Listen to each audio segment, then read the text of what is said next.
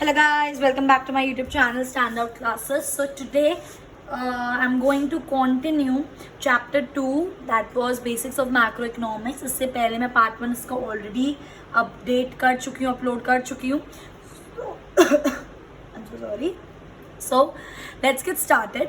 ठीक है. So आज हम जो start करने वाले हैं different topics पढ़ेंगे, छोटी छोटी terminologies का मतलब पढ़ेंगे जो आपको as a commerce student पता होनी चाहिए. Simple. ठीक है. So let's get started. So product. Guys जो प्रोडक्ट होते हैं ना वो दो तरीके के होते हैं. एक होता है आपका डोमेस्टिक प्रोडक्ट और एक होता है आपका national product. Now what is a domestic product? ठीक है, it includes the production activity of all the units located in the economic territory. कहने का मतलब ये है कि हमारे इंडिया की बाउंड्री में जितने भी प्रोडक्शन हो रही है, डिफरेंट यूनिट्स जितनी भी टोटल प्रोडक्शन कर रहे हैं वो हमारा किस में आएगा? डोमेस्टिक प्रोडक्ट में. ठीक है, irrespective of the fact that they are carried on by resident या फिर नॉन रेजिडेंट. ये बहुत इंपॉर्टेंट बात है इससे रिलेटेड. ठीक है, कहने का मतलब क्या, आप एक बारी में सुनो कि जो हमारी इंडिया की बाउंड्री है उसके अंदर जो भी प्रोडक्शन होगी वो हमारी किसके अंदर आएगी? डोमेस्टिक प्रोडक्ट में. फिर उसके बाद हमें कोई फर्क नहीं पड़ता चाहे वो प्रोडक्शन कोई रेजिडेंट कर रहा हो या फिर वो प्रोडक्शन कोई नॉन रेजिडेंट कर रहा हो. इससे लास्ट वीडियो में आपके साथ डिटेल में डिस्कस कर चुकी हूँ रेजिडेंट और नॉन रेजिडेंट कौन होते हैं. क्लियर? सो जितनी भी प्रोडक्शन होगी हमारी इंडिया की बाउंड्री में, फिर चाहे वो एक रेजिडेंट करे फिर चाहे वो एक नॉन रेजिडेंट करे, उससे हमें कोई फर्क नहीं पड़ता, वो हमारा किसके अंदर इंक्लूड होगा? डोमेस्टिक प्रोडक्ट में. क्लियर? नेक्स्ट आता है हमारा national product. It includes the production activity of normal resident. जो भी नॉर्मल रेजिडेंट हैं हमारे इंडिया के और वो जो प्रोडक्शन एक्टिविटी कर रहे हैं, वो जो प्रोडक्शन कर रहे हैं, वो सारा प्रोडक्शन हम किसके अंदर इंक्लूड करेंगे? नेशनल प्रोडक्ट में. फिर हमें कोई फर्क नहीं पड़ता कि वो जो नॉर्मल रेजिडेंट है वो हमारे अभी इस टाइम हमारी बाउंड्री के विद इन में है या फिर इस टाइम वो किसी और कंट्री में है. आ रही है मेरी बात समझ? Irrespective of the fact whether they are performing that activity within the economic territory or outside it. ठीक है, फॉर एग्जाम्पल मैंने एक एग्जाम्पल देती हूँ आपको कि एक नॉर्मल रेजिडेंट है एंड वो इस टाइम आउटसाइड अमेरिका में उसकी कोई फैक्ट्री है. ठीक है, बट अभी उसको अमेरिका में काम करते हुए 1 साल पूरा नहीं हुआ है. इसका मतलब वो अभी भी क्या है? इंडिया का नॉर्मल रेजिडेंट है. तो वो 1 साल पूरे होने से पहले जितनी भी प्रोडक्शन करेगा वो हम अपने किस में इंक्लूड करेंगे? नेशनल प्रोडक्ट में. आ रही है मेरी बात समझ? ठीक है, इसमें सिंपल सी बात थी, जो भी प्रोडक्शन हमारी बाउंड्री के अंदर हो रही है, फिर चाहे वो रेजिडेंट करे नॉन रेजिडेंट करे, हम उसको किसमें इंक्लूड करेंगे? डोमेस्टिक प्रोडक्ट में. इसमें भी सिंपल सी बात है कि जो भी हमारे नॉर्मल रेजिडेंट है, फिर चाहे वो इस टाइम इंडिया में हो या फिर इस टाइम इंडिया से बाहर हो, उससे भी हमें कोई फर्क नहीं पड़ता. वो जो प्रोडक्शन करेंगे जब तक वो नॉर्मल रेजिडेंट हैं उनकी प्रोडक्शन हम किसमें इंक्लूड करेंगे? नेशनल प्रोडक्ट में. आई होप गाइस ये चीज आपको क्लियर हो गई है. ठीक है, मूविंग ऑन.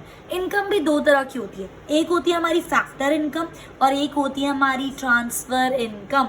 ये तो नाम से ही पता चल रहा है फैक्टर इनकम, वो इनकम विच इज अर्न्ड या फिर received by factors of production. अब हमारे फैक्टर्स ऑफ प्रोडक्शन कौन होते हैं ये आपने डिटेल में पढ़ा है, क्लास 11th में भी पढ़ा होगा ये आपने, और ये चीज आपको पता होनी चाहिए. फैक्टर्स ऑफ प्रोडक्शन वो फैक्टर्स जो हमें हेल्प करते हैं प्रोडक्शन करने में. सिंपल. ठीक है, कौन से होते हैं हमारे फैक्टर ऑफ प्रोडक्शन? भाई लैंड. 4 होते हैं, लेबर, कैपिटल एंड एंटरप्राइज. ये 4 होते हैं हमारे फैक्टर्स ऑफ प्रोडक्शन. लैंड को क्या मिलता है गाइस? लैंड को इनकम में एज इफ क्या मिलता है? रेंट. लेबर को क्या मिलती है? वेजेस. कैपिटल पे क्या मिलता है? इंटरेस्ट. और एंटरप्राइज को क्या मिलता है? प्रॉफिट. मैं अब इसकी डिटेल में नहीं जाऊंगी, ये आपको ऑलरेडी पता होना चाहिए. तो अज्यूमिंगली आई एम अज्यूमिंग कि ये चीज आपको आती है. ठीक है, सो फैक्टर इनकम बेसिकली वो इनकम हो गई विच इज अर्न्ड और received by the factors of production. Factors of production कौन होता है? वो सारे फैक्टर्स जो हमें एक प्रोडक्शन करने में हेल्प करते हैं. इन फैक्टर्स में से अगर एक भी चीज एब्सेंट हुई तो हम प्रोडक्शन प्रोसेस नहीं कर सकते. तो क्या होता है factors of production? Land, labour, capital and enterprise. इनको रिटर्न में क्या मिलता है? As a income. ऑब्वियसली बात है, अगर आप लैंड आपका खुद का नहीं है, है जिस पे आप अपना काम कर रहे हो, तो आपको लैंड का क्या देना पड़ेगा, रेंट देना पड़ेगा। तो जो उस लैंड का ओनर होगा उसके लिए वो क्या है, एक इनकम। ठीक है, लेबर जो आपकी फैक्ट्री में काम कर रही है उसको क्या देना पड़ेगा, आपको वेजेस या सैलरीज देने पड़ेंगे। ठीक है, कैपिटल पे लोगों को क्या मिलता है, अगर कोई आपकी फैक्ट्री में आके इन्वेस्ट कर रहा है, पैसे लगा रहा है, तो आप उसको एज अ इनकम क्या देते हो, इंटरेस्ट। और एंटरप्राइज मतलब एंटरप्रेन्योर, जो एक्चुअली में आपका काम संभाल रहा है, कर रहा है, जो ओनर है। आप फॉर एग्जाम्पल आपको खुद हो तो आपकी इनकम क्या होगी, लैंड का रेंट देने के बाद, लेबर का वेजेस देने के बाद, कैपिटल का इंटरेस्ट देने के बाद, सारे खर्चे पूरे करने के बाद जो प्रॉफिट बचेगा वो आपकी इनकम होगी। तो this is factor of production. ये होते हैं फैक्टर्स ऑफ प्रोडक्शन और इनको क्या बोलते हैं, फैक्टर इनकम।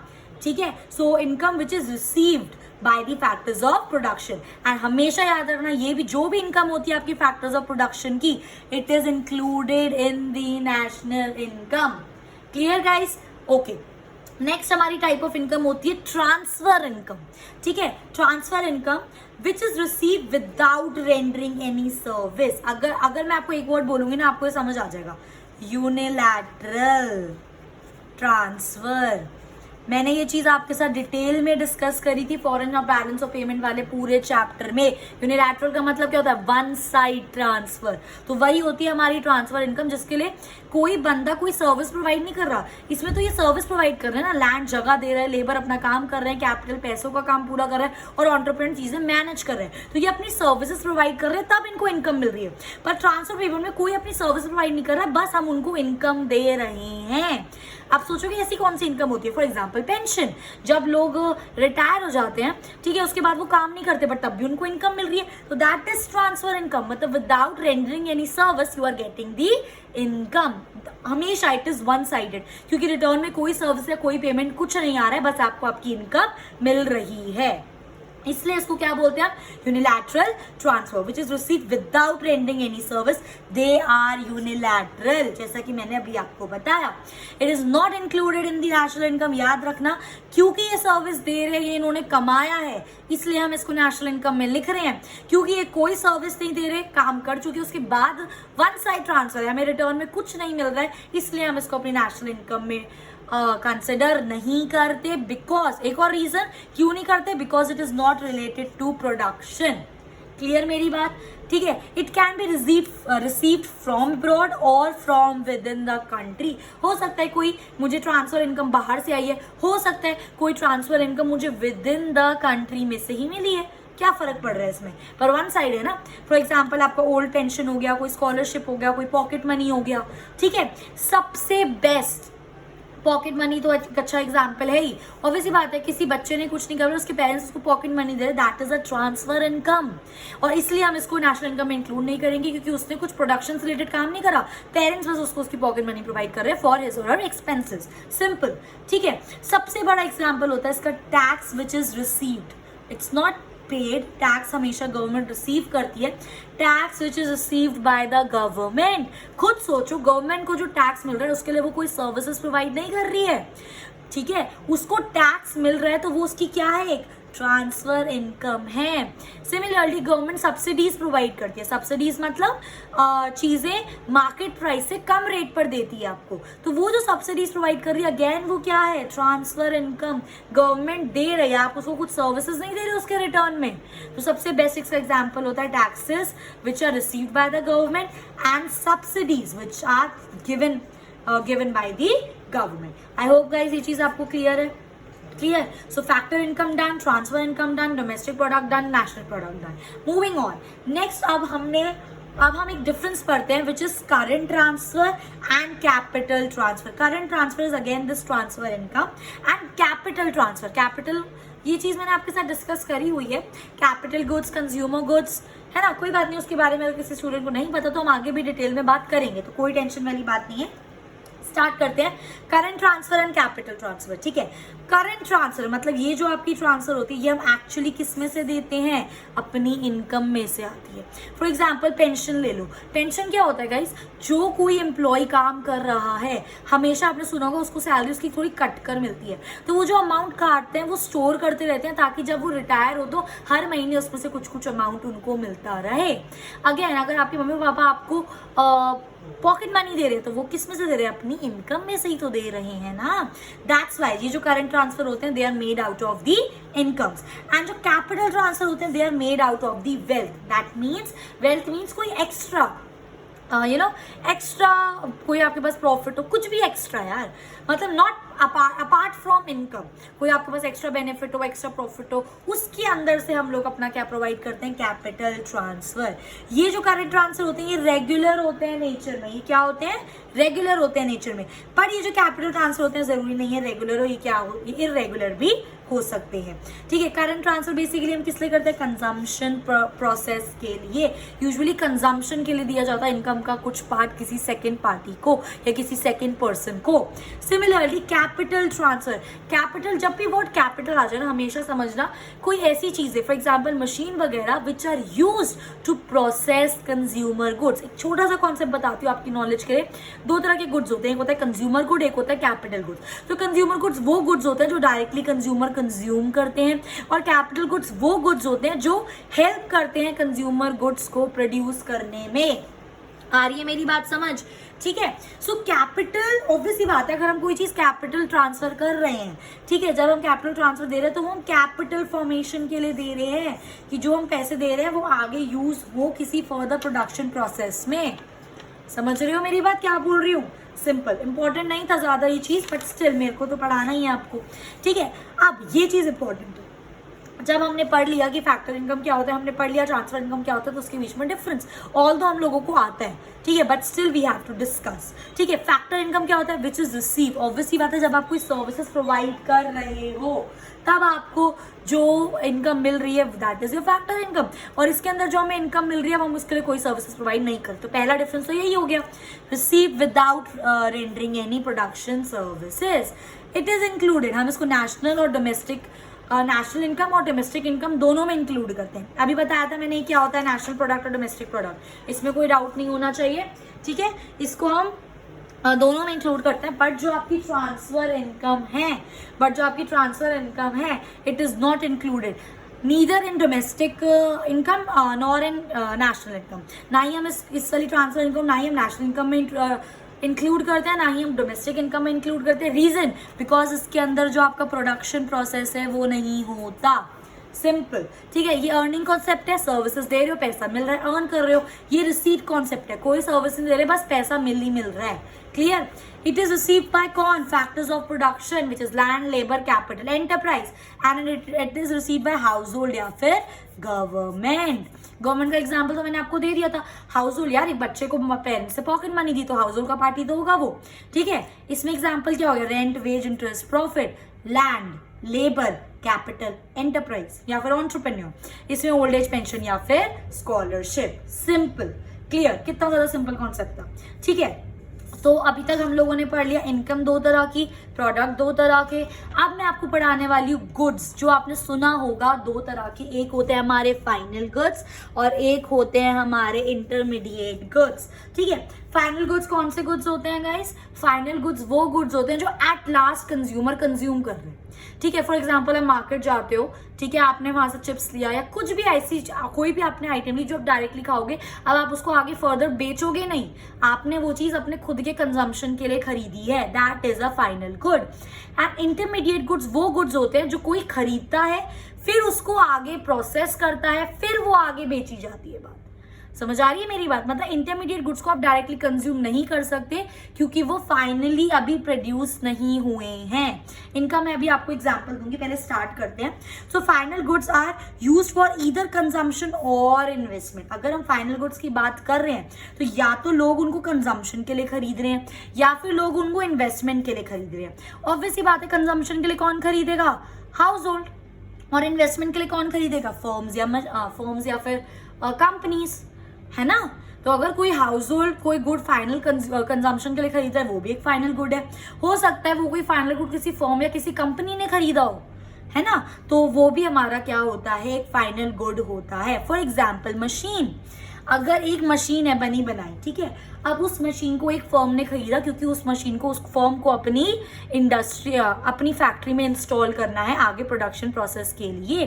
तो एक तरीके से फर्म ने क्या खरीदा, फाइनल गुड। उसने मशीन के अंदर कुछ चेंजेस नहीं करे, उसने सीधा मशीन खरीदी, फैक्ट्री में लगाई और काम करना शुरू कर दिया मशीन पर। तो फाइनल गुड खरीदा, पर उसने एक तरीके से अपनी फैक्ट्री में इन्वेस्ट करी वो मशीन, पैसा लगाया मशीन के टर्म्स में। समझ आ रही है मेरी बात? तो जो फाइनल गुड्स होते हैं या तो कंजम्पशन के लिए खरीदे जाते हैं या तो इन्वेस्टमेंट के लिए। कंजम्पशन के लिए जब ये गुड्स खरीदे जाते हैं तो कौन खरीदता है इनको, हाउस होल्ड। और इन्वेस्टमेंट के लिए जब ये गुड्स खरीदे जाते हैं तो कौन खरीदता है इनको, फर्म्स।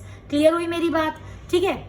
सो देखो ये सबसे ज्यादा इंपॉर्टेंट चीज है, final goods are neither resold, उनको खरीदकर आगे बेचा नहीं जाता, तभी तो वो फाइनल गुड्स होते हैं। अगर आप उनको खरीद के कुछ प्रोसेस करके आगे बेचोगे तो वो क्या आ गए आपके, इंटरमीडिएट गुड्स। ठीक है, नॉर दे गो एनी अंडर ट्रांसफॉर्मेशन, कोई चेंजेस नहीं होता, जो जैसा बना है वैसे हम उसको कंज्यूम करते हैं या फिर इन्वेस्ट करते हैं, हम उसके अंदर कोई चेंजेस नहीं करते। तो ये बहुत ज्यादा दो इंपॉर्टेंट बातें हैं फाइनल गुड्स को लेके, एक तो उनको रीसेल नहीं कर सकते एंड सेकेंडली हम उनको ट्रांसफॉर्म नहीं कर सकते। क्लियर? ठीक है, इसके बाद आता है मेरा इंटरमीडिएट गुड्स। इंटरमीडिएट गुड्स वो गुड्स होते हैं जो अभी तक पूरी तरीके से नहीं बने हैं। क्लियर? उनको अभी हम थोड़ा सा प्रोसेस करेंगे, हमने किसी से खरीदे, अब मैं उसको प्रोसेस करूंगी, फिर मैं उसको आगे बेचूंगी। मैं इसका एक बहुत अच्छा आपके साथ एग्जांपल डिस्कस करूंगी, 2 मिनट का सब्र रखो बस। ठीक है, so intermediate goods are used for resale, हम उसको खरीदते हैं आगे बेचने के लिए। ठीक है, that is intermediate good. Finish final goods are not resold, सबसे मेजर डिफरेंस याद रखना। ठीक है, and intermediate goods are used for further production, हम उनको आगे प्रोड्यूस करने के लिए भी यूज करते हैं। सबसे बेस्ट एग्जांपल मैं आपको बताती हूँ, मिल्क, दूध। ठीक है, अब ध्यान से समझना, milk purchase by a dairy shop, mother dairies होते हैं, उन लोगों ने मिल्क लिया, अपने उनके पास आया, वो आगे उसको बेच रहे हैं। फाइनल गुड नहीं हुआ वो, क्योंकि उन्होंने दूध खरीदा, वो उसको कंज्यूम नहीं कर रहे, वो उसको आगे बेच रहे हैं, तो वो क्या हो गया, they are buying it for resale. तो ये क्या आएगा इसके अंदर, इंटरमीडिएट गुड। सिमिलरली कोई स्वीट वाला शॉप है, कोई हलवाई है, उसने दूध लिया किस लिए, मिठाई बनाने के लिए, स्वीट्स को प्रोड्यूस करने के लिए। तो अगेन मिल्क उसके लिए फाइनल गुड नहीं है, क्योंकि उसने वो दूध लिया ताकि उससे वो मिठाई स्वीट्स को बना सके और फिर वो उसको बेच सके। क्लियर हुई मेरी बात? सो इंटरमीडिएट गुड्स वो गुड्स होते हैं जिनको हम रीसेल के लिए खरीदते हैं या फिर फर्दर प्रोडक्शन के लिए, और इसका बेस्ट एग्जांपल है मिल्क। एक डेयरी शॉप ने खरीदा मिल्क, उसने रीसेल के लिए, और एक स्वीट शॉप वाले ने मिल्क लिया ताकि वो मिठाइयों को प्रोड्यूस करके आगे बेच सके। ठीक है, so they are generally purchase by one production unit from another production unit. ठीक है, अब देखो जो हलवाई था, जो हमारे स्वीट शॉप वाले ओनर थे, वो एक प्रोडक्शन यूनिट चला रहे हैं, तो उन्होंने एक गुड, ये जो मिल्क लिया किससे लिया होगा, किसी एक प्रोडक्शन यूनिट से, है ना। So intermediate goods are bought by one production unit from another production unit. इसके अंदर क्या था, डायरेक्टली कंज्यूमर ले रहे थे फ्रॉम अ प्रोडक्शन यूनिट। ठीक है, बट इसके अंदर जो बंदा मिल्क प्रोड्यूस कर रहा है उससे हमने लिया, दैट इज जो प्रोड्यूस कर रहा है, तो ये प्रोडक्शन यूनिट हुआ। अब जिसने लिया वो खुद प्रोड्यूस करता है चीजें, वो अलग बात है, वो दूध से मिठाई बना रहा है। तो अगेन मैंने एक प्रोडक्शन यूनिट ने दूसरे प्रोडक्शन यूनिट से लिया। आई होप गाइस ये चीज क्लियर है। अच्छा, बहुत इंपॉर्टेंट चीज, ये जो इंटरमीडिएट गुड्स होते हैं ना, इनकी डिराइव डिमांड होती है। डिराइव डिमांड का मतलब क्या होता है, as their demand depends upon the demand of the final good. कोई भी इंसान, कोई भी प्रोड्यूसर एक इंटरमीडिएट गुड तभी खरीदेगा जब वो उसको कुछ ऐसा प्रोसेस करके मार्केट में बेचे जिसकी मार्केट में डिमांड हो। तो जिस चीज की मार्केट में ज्यादा डिमांड होगी वो उसी चीज का इंटरमीडिएट गुड खरीदेगा ताकि वो उसको प्रोसेस करे और फिर मार्केट में सेल करे। इसलिए हम इंटरमीडिएट गुड्स की डिराइव डिमांड क्यों बोलते हैं, क्योंकि जब मार्केट में उन गुड्स की डिमांड होगी, फाइनल गुड्स की, तभी हम उसी से रिलेटेड इंटरमीडिएट गुड्स खरीदेंगे जिसको हम प्रोड्यूस करके सेल कर सके। ठीक है, तो इंटरमीडिएट गुड्स की डिमांड किस पर डिपेंड करती है, फाइनल गुड्स की डिमांड पर, इसलिए it is derive demand. Clear? Next, value of intermediate goods are merge with the value of final good. बहुत ज्यादा प्यारा, बहुत ज्यादा अच्छा पॉइंट है, ध्यान से समझना। मैं हलवाई का ही एग्जांपल ले लेती हूँ। हलवाई वाले ने क्या करा, मिल्क लिया, दूध खरीदा स्वीट्स को बनाने के लिए। अब जब वो स्वीट्स बनाएगा और फाइनल बेचेगा, तो वो स्वीट जब जितने की बेचेगा ना, तो एक तो जो उसने बनाया वो उसके भी पैसे उसके अंदर जोड़ेगा, प्लस जो उसने जिस दूध से उसने बनाया उसके भी पैसे जुड़ेंगे। कहने का मतलब ये है कि जो भी हम फाइनल गुड प्रिपेयर करते हैं, जो भी मैं फाइनल गुड प्रिपेयर करती हूँ, उसके अंदर मैं इंटरमीडिएट जो गुड्स हैं उसकी कॉस्ट को क्या करूंगी, इंक्लूड। ऑब्वियस सी बात है, दूध अपनी जेब से थोड़ी ना खरीदोगे, अल्टीमेटली दूध की मिठाई बन रही है, मिठाई को बेच रहे हो तो उस मिठाई में बनाने के भी पैसे हैं और जो दूध से वो बनी है उसके भी पैसे इन्वॉल्व हैं। तो जो हमारा फाइनल गुड होता है उसके अंदर हम इंटरमीडिएट गुड्स की कॉस्ट को इंक्लूड करते हैं। आई मेरी बात समझ? तो ये थे कुछ बहुत ज्यादा इंपॉर्टेंट पॉइंट्स जो आपको पता होने चाहिए। Clear guys?